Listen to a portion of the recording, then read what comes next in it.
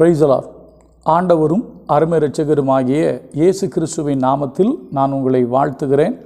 மறுபடியுமாக கர்த்தருடைய பரிசுத்தமுள்ள சன்னிதானத்திலிருந்து கர்த்தருடைய பரிசுத்தமான வார்த்தைகள் மூலமாய் உங்களை சந்திப்பது மிகுந்த மகிழ்ச்சி. ஆண்டவருடைய கிருபையினால 3 கேள்விகள் என்கிற தலைப்பிலே 2 காரியங்களை பார்த்தோம். ஏன் அழுகிறாய், ஏன் சாப்பிடாதிருக்கிறாய் என்பதை நாம் பார்த்து நிறைவு செய்து 3வது காரியமாக ஏன் சஞ்சலப்படுகிறாய் என்று நம்ம பார்த்து கொண்டு வருகிறோம். நேற்றைய தினத்திலையும் நாம் ஒரு காரியத்தை பார்க்கும்படி கர்த்தர் நமக்கு உதவி செய்தார்.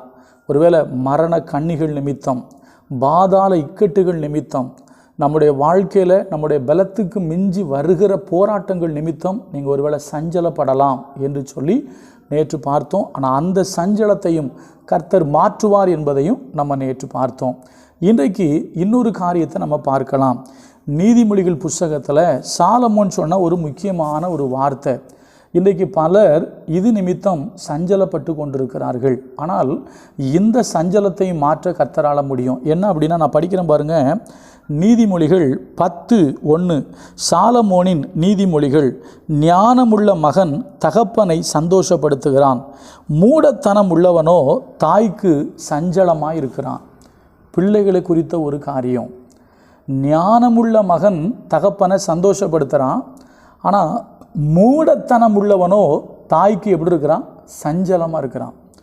இன்றைக்கு பல குடும்பங்களில் பிள்ளைகள் நிமித்தம் தாய்க்கும் தகப்பனுக்கும் ஒரு சஞ்சலம் இருக்கலாம். ஒருவேளை பிள்ளைகளுடைய செயல்பாடுனால, ஏன்னா அவங்களுடைய நடவடிக்கையினால், மூடத்தனமான நடவடிக்கை, சில பிள்ளைகளுக்குள்ளே நம்ம எதிர்பார்க்கிற ஞானம் இல்லாமல் இருக்கிறதுனால நம்ம அப்படி இருக்கலாம். இன்னொரு வசனத்தை கூட நான் படிக்கிறேன் பாருங்கள், அதுக்கப்புறம் நான் விளக்குறேன். இன்னொரு வசனத்தை படிக்கிறேன். நீதிமொழிகள், அதே நீதிமொழிகளில் நீங்கள் பார்த்தீங்க அப்படின்னா 17:21 நான் படிக்கிறேன். நீதிமொழிகள் 17:21.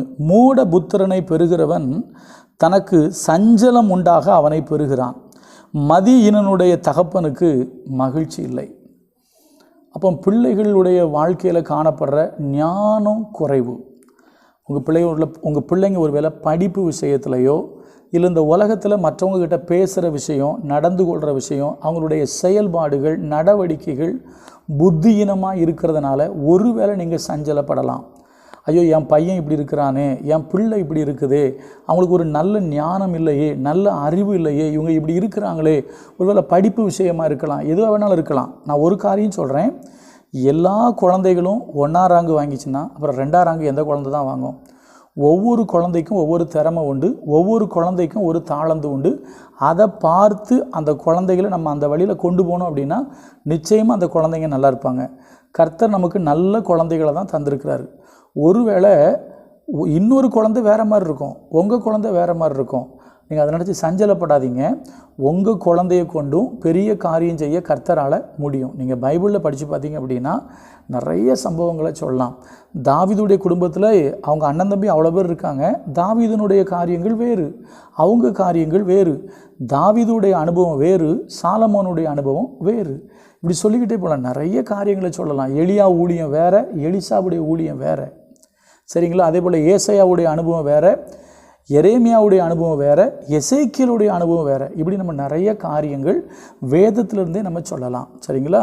அதனால் எல்லா குழந்தைகளும் ஒரே மாதிரி இருப்பாங்கன்னு சொல்ல முடியாது. நான் ஒன்று சொல்கிறேன், ஒருவேளை உங்கள் குழந்தைங்க ஒருவேளை நீங்கள் விரும்புகிற மாதிரி இல்லாமல் இருக்கலாம். அது உங்களுக்கு மனதில் சஞ்சலத்தை கொடுத்துருக்கலாம்.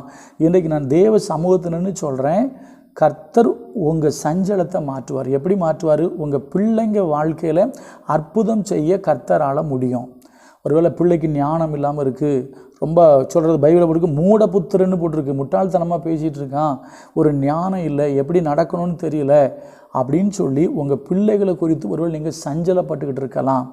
பைபிளில் போட்டிருக்கு, உங்களில் ஒருவன் ஞானத்தில் குறைவுள்ளவனாக இருந்தால் யாவருக்கும் சம்பூர்ணமாய் கொடுக்கிறவரும் ஒருவனையும் கடிந்து கொள்ளாதவரும் ஆகிய தேவனிடத்தில் கேட்க கடவன், அப்பொழுது அவனுக்கு கொடுக்கப்படும் போட்டிருக்கு. அது மாத்திரமல்ல, அவருக்குள் ஞானம், அறிவு என்பவைகளாகிய பொக்கிஷங்கள் எல்லாம் அடங்கியிருக்கிறது என்று பைபிளில் போட்டிருக்கு. அது மாத்திரமல்ல, அவரே ஞானம். 1 கொரிந்தியர் 1ஆவது அதிகாரம் கடைசி வசனத்தை படித்தீங்கன்னா, அவரே தேவனால் நமக்கு ஞானமும் மீட்பும் பரிசுத்தமானார். எங்கள் இயேசு தாங்க ஞானம்.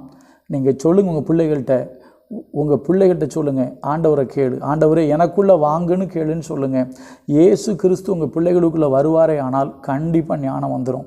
அதே போல் பரிசுத்த ஆவியானவருக்கு இன்னொரு பேர் இருக்குது, அவர் ஞானத்தை அருளுகிற ஆவி. அவர் உள்ளே வந்தார்னா நமக்கு ஞானம் வந்துடும், சரிங்களா, அறிவு வந்துடும். ஒருவேளை பிள்ளைகள் இப்படி இருக்கேன்னு சொல்லி நீங்கள் ஒருவேளை சஞ்சலப்பட்டுக்கிட்டு இருந்தீங்கன்னா உங்கள் பிள்ளைகளுக்காக ஜெபம் பண்ணுங்கள், பைபிள் படிக்க சொல்லுங்கள். பைபிள் படித்தா நல்ல ஞானம் வரும். அதே போல் கர்த்தருக்கு பயப்படுதல் ஞானத்தின் ஆரம்பம், சரிங்களா. கர்த்தர் நீதிமான்களுக்கென்று மெய் ஞானத்தை வைத்திருக்கிறாருன்னு போட்டிருக்கு. வசனம் நிறைய இருக்குங்க. உங்கள் பிள்ளைகளுக்கு தேவனுடைய வார்த்தைகளை சொல்லிக் கொடுங்க, வேதத்தை நல்லா வாசிக்க சொல்லுங்கள், கர்த்தரிடத்தில் ஜெபம் பண்ண சொல்லுங்கள். நிச்சயமாக கர்த்தர் ஞானத்தை தருவார். ஏன்னா பைபிள் சொல்லுது, கர்த்தர் ஞானத்தை தருகிறார், அவர் வாய் நின்று அறிவும் புத்தியும் வரும். அப்போ நான் மிக தெளிவாக சொல்கிறேன், ஏன் சஞ்சலப்படுறீங்க? என் பிள்ளைகளை நினச்சி நான் சஞ்சலப்படுறேன். நீங்கள் ஒருவேளை உங்கள் பிள்ளையை நினச்சி நீங்கள் சஞ்சலப்பட்டுக்கிட்டு இருக்கலாம். உங்கள் பிள்ளைங்க வாழ்க்கையில் அற்புதம் செய்ய கர்த்தரால் முடியும். சாலமோனுக்கு ஞானத்தை கொடுத்த ஆண்டவர் இன்றைக்கும் ஜீவனோடு கூட இருக்கிறார். இயேசு கிறிஸ்துவுக்கு ஞானம் என்று வேதம் சொல்லுது. கர்த்தர் உங்கள் பிள்ளைகளுக்கு ஞானம் தருவார். அந்த ஞானம் உங்கள் சஞ்சலத்தை சந்தோஷமாக மாற்றும். ஏன்னா ஞானம் இல்லாத பிள்ளையை பெற்றாச்சுன்னா மகிழ்ச்சி இருக்காது, சரிங்களா. சஞ்சலம்னு தான் பைபிளில் போட்டிருக்கு. ஒருவேளை பிள்ளைகள் நிமித்தம் நீங்கள் சஞ்சலப்பட்டீங்கன்னா நிச்சயமாக உங்கள் பிள்ளைங்க வாழ்க்கையில் கர்த்தர் கிரியை செஞ்சு ஞானத்தை கொடுத்து உங்கள் சஞ்சலத்தை கர்த்தர் மாற்றுவார். கர்த்தர் நல்லவர், அவர் கிருபை நம்மேல் என்றும் உள்ளது. God bless you. நாளைக்கு இன்னொரு காரியத்தை பார்ப்போம்.